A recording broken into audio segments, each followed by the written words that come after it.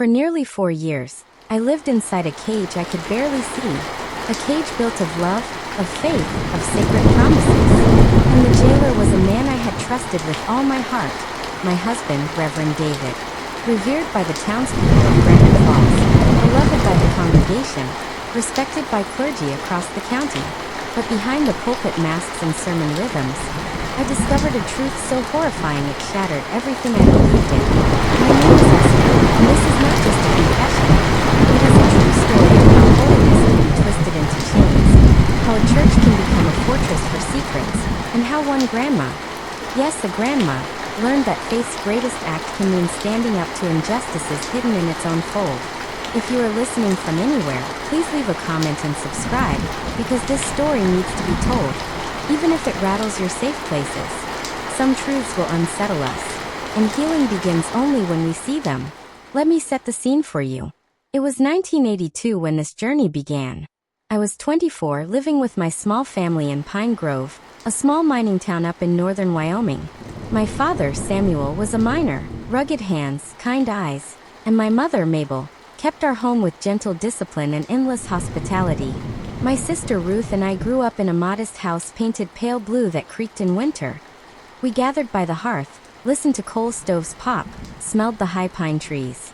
Our church was the Mountain Fellowship Chapel, a simple wood structure, stained glass windows catching sunrise beautifully. We were devout. On Sundays, my father's voice joined the hymns, and on Wednesday evenings, I'd walk the 2 dusty blocks to choir practice. Faith was my compass. Everything else came second. What was right, what was decent, what was expected of a godly young woman.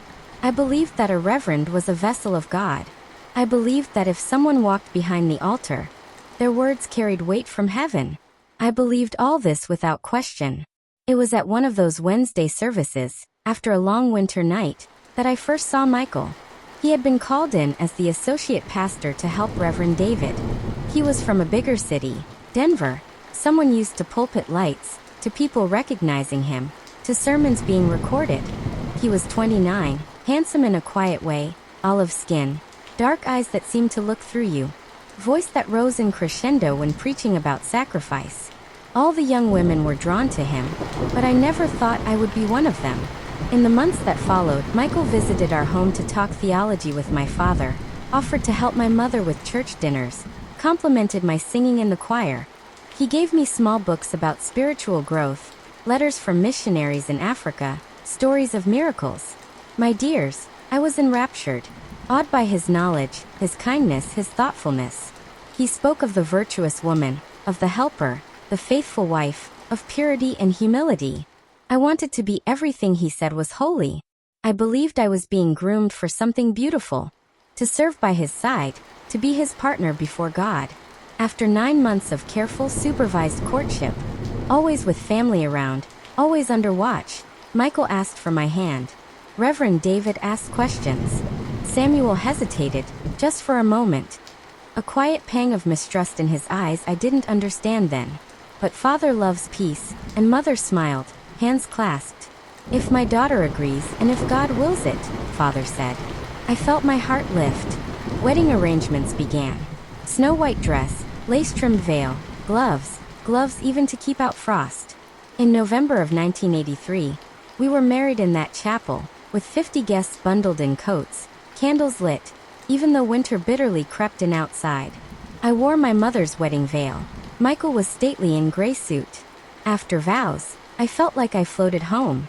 At first, life in Granite Falls was the dream.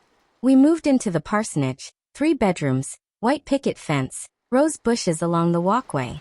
I helped coordinate Sunday school, delivered meals to the widows, organized choir rehearsals. Michael preached passionate sermons. The church was growing. People moved in from nearby towns to attend. More tithes, more outreach missions, more praise. I believed, this is what God intended. But after year 1, little shadows appeared. Michael began staying late in the office. Visitors would arrive, departing now after dusk. I noticed late-night phone calls. Sometimes he'd answer quietly, then hang up. When I asked him, he said, someone needed pastoral counsel. A young woman, sincere, broken. I trusted him. Reverend David even defended him, Said the calling of ministry requires sacrifice, long hours, private moments. And then I noticed something else. There were women from distant places who came only for private counseling. Many were young.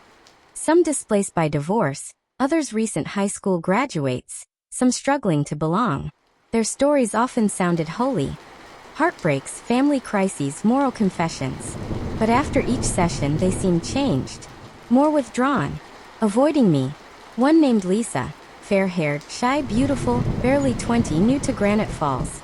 After several private sessions with Michael, she stopped showing up to choir. Another, Marisol, who went to Michael because of a failed marriage, stopped sending her children to vacation Bible school. I heard whispered things.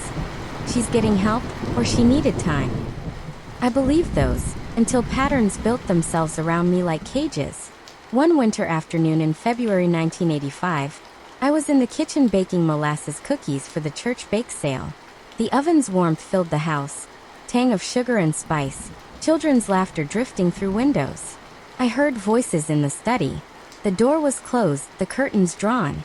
Michael's voice gentle, but stronger than I liked. A young woman's voice, terrified, smaller, pleading. "Pastor Michael, I can't endure this anymore. Please let me go." My heart slammed against ribs. I dropped the spatula. I couldn't hear the content clearly, muffled by walls, but I heard enough. "You know what is expected of you. Your family would be disappointed. No one would believe you." I stood there rigid, mind screaming. That voice Lisa's? Or someone else? It sounded familiar. After that, everything changed. I watched the study window. I tracked times of sessions. I saw that many counseling sessions took place behind closed doors, at odd hours. When I asked Michael about Lisa, he said she moved away. About Marisol, he said she had decided to seek counseling in another city. No names, vague stories. I believed him because I wanted to believe good. Sometimes, amidst my doubt, I would pray, "Lord, if I am being deceived, show me." But doubt felt like betrayal of faith. A reverend's wife must believe. But knowing doesn't always bring peace. It brings vigilance. I tried talking to my mother one evening. "Mama, do you think these counseling sessions are unusual? That so many young women come alone to Michael's office behind closed doors?" Mother frowned, eyes sad. "Esther, dear, ministers are often misunderstood. People hurt in secret need secrecy. A true shepherd cares." I wanted to accept that. I clung to that belief. I told myself I was growing suspicious for no reason. My heart ached though. One night, after supper, I overheard two church sisters talking quietly by candlelight. Sister Agnes said, "Have you noticed Lisa? She looks unlike her old self. No longer smiling." Sister Beth replied, "It's not for us to judge. The pastor knows what he's doing." Agnes said, "But twice a week behind closed office door, it is strange." I made no sound, slipped away, hands trembling. I sensed that I was standing on the edge of something terrible, though I didn't yet know how far down the drop went. In spring 1986, I began keeping a small notebook. Times, names, sessions, odd behavior. It felt wrong, even to myself, that I had to spy. But I had to know, because something in my soul told me that if I didn't uncover this, someone else would be destroyed. A seed of courage planted in soil of grief. That spring, my dears, was when the questions stopped whispering and began to scream. I remember it vividly. April 12, 1986. A Thursday, soft wind outside, sun shining through the lace curtains in the kitchen. I was folding linens when I heard a knock on the front door. It was Delilah, a newcomer to our church. She was just 19, fresh out of high school, with bright auburn curls and a nervous energy about her. She had come for counseling with Michael, as many had before her. She avoided eye contact, barely whispered hello before going into his office. The door closed behind them. I stood at the sink, hands trembling as I stared out the window. I knew what was happening. I didn't want to know it, but I did. 20 minutes later, I heard crying, muffled but unmistakable. Then his voice calm, almost soft, like a father correcting a child. "Now, Delilah, remember what we talked about. This is our sacred trust. If anyone misunderstands, it could hurt you and your family deeply." I didn't go near the door. I couldn't. My body locked up. But something inside me broke open. The part of me that had clung to hope, to the idea that maybe I was imagining things, it snapped. And once it did, I couldn't close my eyes anymore. That night, after Delilah had left, Michael came into the kitchen humming. He kissed my cheek, complimented the chicken stew I had made. "She's coming along," he said, spooning soup into his bowl. "Very troubled, but we're making progress." I couldn't meet his eyes.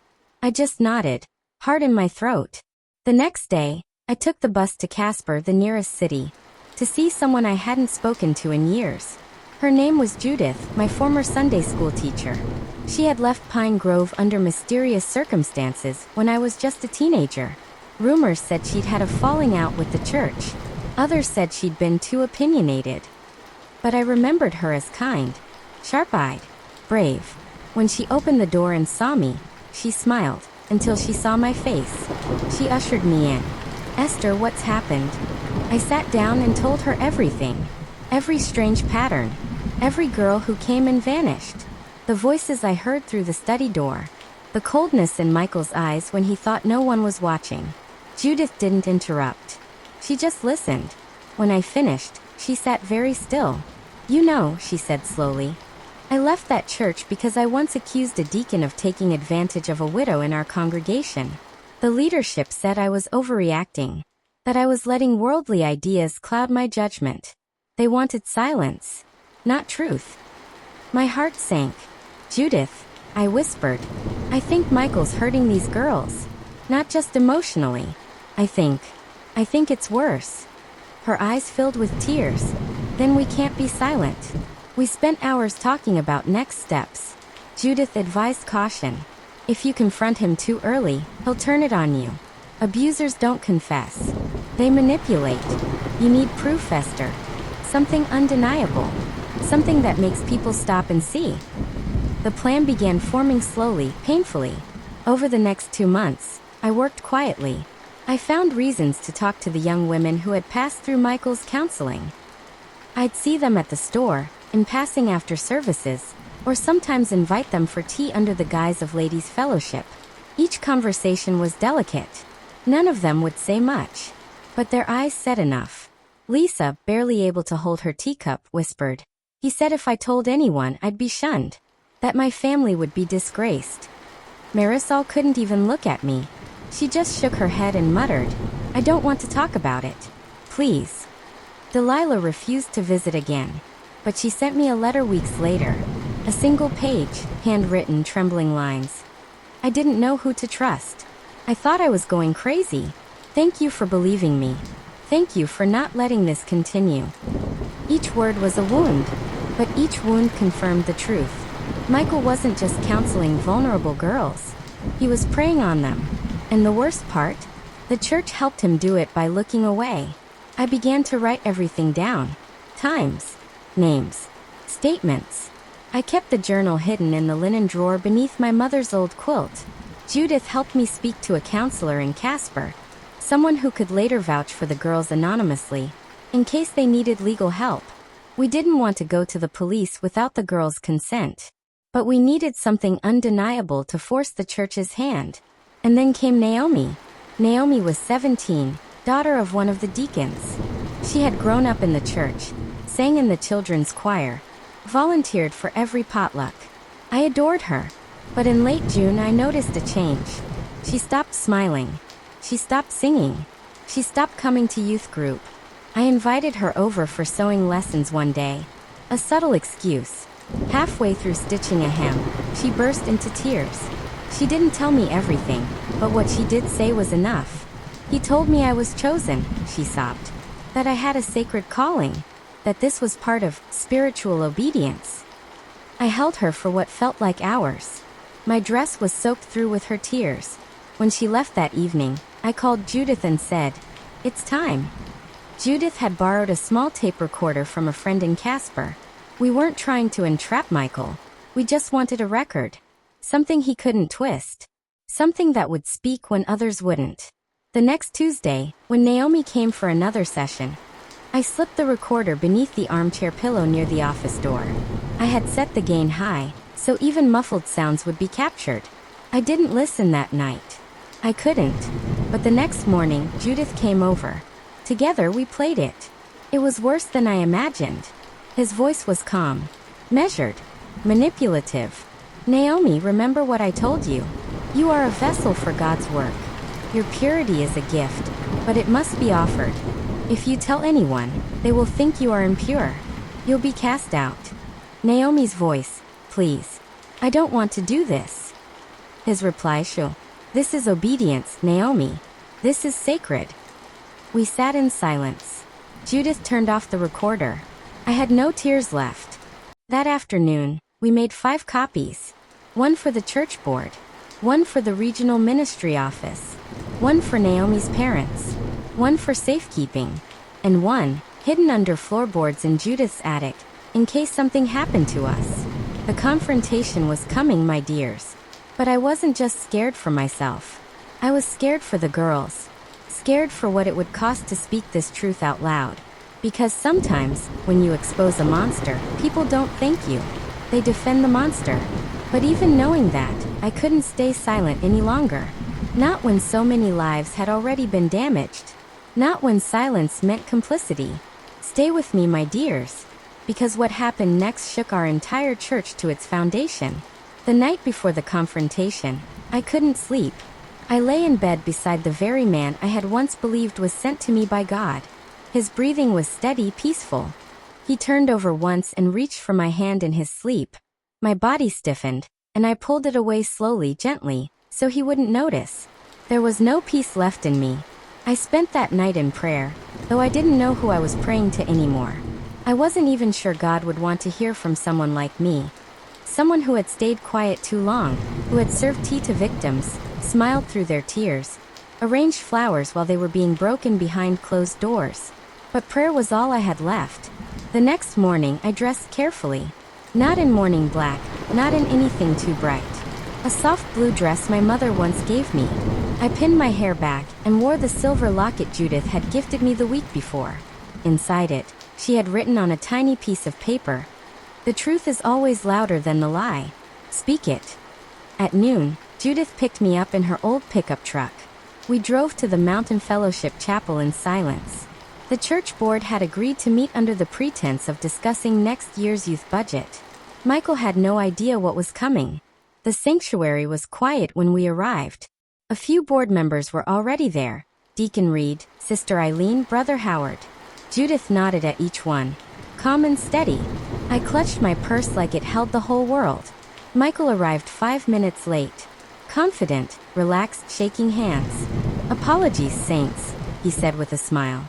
"Had a family meeting run long." When he saw Judith, a flicker passed through his eyes. Something sharp. But he said nothing. We gathered in the side chapel, around the oval table where countless church decisions had been made. Fundraisers planned. Sermons reviewed. Nobody knew yet that this meeting would split the church in half. I waited until Michael sat down. Waited until he was surrounded. Then I stood. "Brothers and sisters," I said, voice trembling but loud. "There is something more important than budget to discuss today. Something that cannot wait." Michael chuckled lightly. "Esther, is this about the choir robes again?" "No," I said, my voice hardening. "It's about the girls." There was silence. Real silence. The kind that makes the walls feel tighter. I know what's been happening during those counseling sessions. I've spoken to them.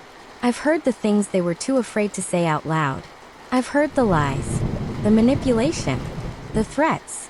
And now, I pulled the tape recorder from my purse and placed it on the table. I have proof. Michael stood up fast. "This is outrageous." He turned to the board. "You're going to entertain a slanderous attack from a woman who's clearly—" "Play the tape," Deacon Reed said quietly. I pressed the button. Naomi's voice came through first, soft, broken. Then his, calm and composed, laced with spiritual language twisted into weapons. The tape lasted less than 3 minutes. No one moved. When it ended, I said, "This is just one of them. There are others. 5 girls who have come forward. 5 stories that match. All pointing to one truth." Michael's voice dropped its usual syrupy calm. "This is a setup. A coordinated attack. You're trying to destroy my work, my ministry. You're jealous, bitter. Don't you dare, I snapped. Don't you dare try to make this about me. You used the pulpit to gain trust and then used that trust to prey on the vulnerable. He turned to the board. You believe me, don't you? You've known me. I've grown this church. Brother Howard shifted uncomfortably. I don't know what to say. I do, said Sister Eileen. I believe her. And I believe those girls. It was the first break, like a cracking glass before it shatters. Then Deacon Reed stood up. Michael, you need to leave the premises. Now. Until we can bring this to the district leadership and law enforcement. Michael looked at all of us, eyes wild. You'll regret this. I've built this congregation. I've brought in more members than any pastor before me. You've built it on silence, I said, on fear. He stormed out, but his exit was not triumphant. He did not slam the doors like a wronged prophet. He slinked out, shoulders hunched, like a man who had been seen, truly seen, for the first time. The fallout was immediate. That Sunday, the service was led by an elder from Casper. No explanation was given, but whispers filled every pew. By the following Wednesday, the truth had spread through every corner of the congregation. Some people didn't believe it. Others were too horrified to speak. But some came forward. Sister Ruth, who had always sat near the back, spoke up during Bible study. He told my niece she was being tested, that resisting him would be like resisting God. She didn't even know what that meant. Brother Thomas admitted that he had seen girls leaving the office in tears, but had told himself it was spiritual healing. The truth had always been there, my dears. We had just been too afraid to name it. That week, I helped organize a meeting for the victims. Judith and I created a safe space in her living room, set out tea and tissues. For girls came in person. One sent a letter. Another left a voicemail, too afraid to come but relieved that someone had finally stood up. Their stories were horrifying, each unique, but all echoing the same manipulation, the same quiet threat. No one will believe you. But now they were believed. The church formally removed Michael from his position. The regional leadership launched a full investigation, and Naomi's parents filed a police report. For the first time, Michael couldn't hide behind the pulpit, couldn't twist verses into traps. The congregation fractured. Some people left, unable to face the reality of what had happened. Others stayed, determined to rebuild something better, something honest. And me? I didn't go back the next Sunday. I needed space. I needed time. But I walked by the church on Monday afternoon and saw something that made me stop. Naomi was there, standing outside with her mother, laughing. It was a small sound, soft, but it was the first real laugh I'd heard from her in months. And I knew then that what we had done was worth it. I had faced down a monster, but more than that, I had faced the silence that allowed him to grow, and I had broken it. The weeks that followed were quieter, but they weren't peaceful. It's a strange thing, my dears, to do the right thing and feel like you've been torn apart. People say courage is loud. They don't tell you how lonely it is. They don't tell you that even after you shine a light, some people will curse you for revealing the darkness. The church board released a statement, brief and clinical. Pastor Michael has been removed from his duties pending investigation. Nothing about the girls. Nothing about accountability. Just words meant to tidy up a mess too large to hide. But the girls, they were not silent anymore. Naomi gave a written statement to the sheriff. Lisa's parents finally believed her. Delilah, after weeks of hiding, walked through the church doors one Sunday, not for a sermon, but to see if she could stand on that ground without shaking. And me? I had to rebuild everything. For 17 months, I lived in a small room above Judith's bookstore in Casper. I worked as her assistant, stocking shelves, organizing author events, making coffee for nervous writers with trembling hands. It was a quiet life, but it was mine. There were still people from Pine Grove who whispered. A woman who had dared to accuse a pastor. A woman who had ruined the church. I heard the stories passed down like gossip at a funeral. That I'd always been cold, jealous, too proud. That I had set him up. Sometimes, in the grocery store, someone would walk past me and pretend not to see me. Other times, someone would stop me, squeeze my hand, and whisper, "Thank you." Both hurt in different ways. But the hardest part wasn't what they said. The hardest part was forgiving the woman I used to be. That girl who smiled at the girls who were crying. That wife who looked away when something didn't feel right. That woman who wanted to believe so badly in a good husband, a faithful man of God, that she let herself be blind. Mrs. Judith told me once, "Esther, forgiving yourself isn't about excusing what you missed. It's about recognizing you're human, that your silence had a reason, and that you broke it when it mattered." She saved me more than once, that woman. Over time, something inside me began to heal. Not all at once. Not like in the stories where the music swells and the tears fall, and everything is better by the end. No. Healing came slow, uneven, like stitching a torn quilt with trembling hands. I'd catch myself humming again while sweeping the floor. I began to write again. Just small thoughts, prayers, letters never sent. I even attended a new church. Not right away. Not with the same trust. But slowly, cautiously. A place where no one knew me as the Reverend's wife. Just Esther. In 1991, I remarried. His name was Calvin. A retired electrician with kind eyes and rough hands that always smelled of cedar. He didn't ask about my past the way others did. He listened when I chose to speak. And when I told him everything one night, sitting on the porch under Wyoming stars, he took my hand and said, "Thank you for surviving." We moved to a small town near Billings. Built a quiet life. 2 rescue dogs. A garden full of sunflowers. I led a book club at the library. Helped start a women's shelter down the road. I never became a reverend's wife again. But I did become something I never expected. A safe place for others. Lisa called me once. She said, "I'm married now. 2 daughters." I told them your story. I told them it's okay to speak even when their voice shakes. Naomi sent me a Christmas card every year for 10 years. The last one said, "You gave me back my future." And Michael? He disappeared. The investigation stalled after a few months. He never faced criminal charges. There was talk he moved to a different state, tried to work in another church, but the whispers followed him. One congregation, I heard, drove him out after 3 weeks. Another never opened their doors to him at all. I do not wish him well, but I also do not wish him anything. He's no longer a figure in my mind. Just a warning. A warning of what silence protects, what power unchecked can destroy, and what a woman can rise from when she refuses to be quiet any longer. I am 66 now, and when I see news stories of brave women stepping forward, against pastors, politicians, CEOs, I do not weep. I do not panic. I nod, because I know what it costs, and I know what it saves. My dears who have listened this far, I hope my story offers you something. Not hope in institutions, not faith in men who claim power through scripture, but something deeper. That silence is not safety. That truth, though painful, is sacred. That justice is rarely perfect, but courage is always needed. If you suspect something is wrong, say it. If someone comes to you with trembling hands, and a story that sounds too dark to believe them anyway. And if you find yourself standing alone with the truth in your hands, trembling, remember, that is how change begins. Not with the roar of crowds, but with one woman, one moment, one voice that says, "No more." Thank you for hearing mine. Please subscribe to the channel if this story moved you. Share it.